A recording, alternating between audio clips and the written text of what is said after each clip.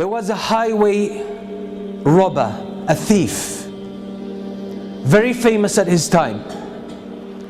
He was in love with one girl, and he had the habit of sneaking into her house some way and watching her, observing her for some time. And in night, he would go and attack caravans, Hajj caravans, travelers, and he would strip them of their property and their wealth and their belongings. He was notorious to the extent that a lot of the caravans most of the time would change route to avoid that area. One night he climbs up the wall of the house of that girl that he loves, and he sneaks into the house, and as he was making his way into the house, someone was praying Qiyam al-Layl. Someone was standing before Allah subhanahu wa ta'ala and praying at night alone, reciting the words of Allah subhanahu wa ta'ala, أَلَمْ يَأْنِ لِلَّذِينَ آمَنُوا أَن تَخْشَعَ قُلُوبُهُمْ لِذِكْرِ اللَّهِ. Hasn't the time come yet for the believers that their hearts pay heed and feel humility to the words of Allah? Hasn't that time come yet? And the words shook him and grabbed his heart, and he was moved deep inside. It hit a chord. He started thinking about these words, and he forgot the main reason why he came to this house. And the only response that was on his tongue, his spontaneous response, was Bala ya Rabbi qad an. Indeed, my Lord, the time has come.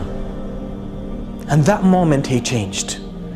So he went out of his house, roaming aimlessly, contemplating his life, contemplating his past, his behavior, his reputation, and his future, and his relationship with Allah.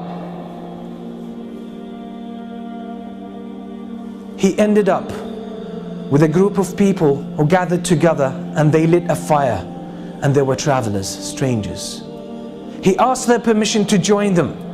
He sat with them, and they were disputing whether to spend the night there or to carry on their journey. And one of them said, we should stay here because there's that famous thief, that famous robber. That's his area, and if we carry on traveling, he might jump on us, and we'll be in trouble.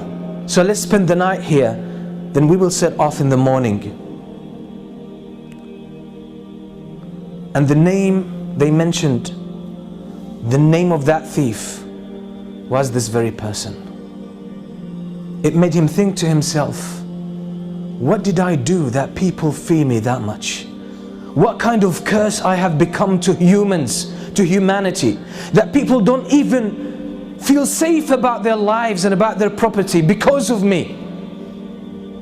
All of this made him question his life, question his way of life. And then he made the decision that I will change because it's my responsibility. It's not someone else's responsibility to change me and set me on the right course. It's my own initiative, and if I don't take it, it might never happen, and I will face the consequences on the day of judgment. And that's exactly what he did, and he became one of the famous scholars, one of the famous worshippers in the history of Islam, and that's Al-Fudayl ibn Iyad. That's the story of Al-Fudayl ibn Iyad. Until today, the books that talk about our relationship with Allah subhanahu wa ta'ala, how to purify ourselves, how to become better Muslims, better believers, have dozens of his beautiful statements full of wisdom. Who was one day a thief, famous one. What does that tell us? Is that it's our responsibility to change. Life in general is about change. The whole story of life is a game of change.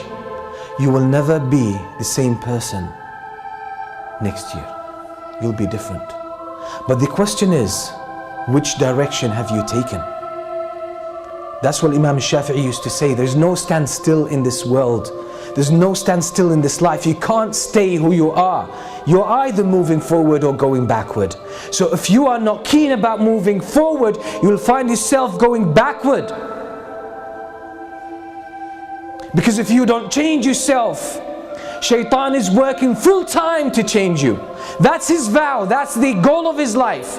He dedicated his whole life for you, just to destroy you, to make sure you end up in the hellfire. So if you don't counter that, his momentum will carry you, or you will get carried away, and he will take you in the direction he wants.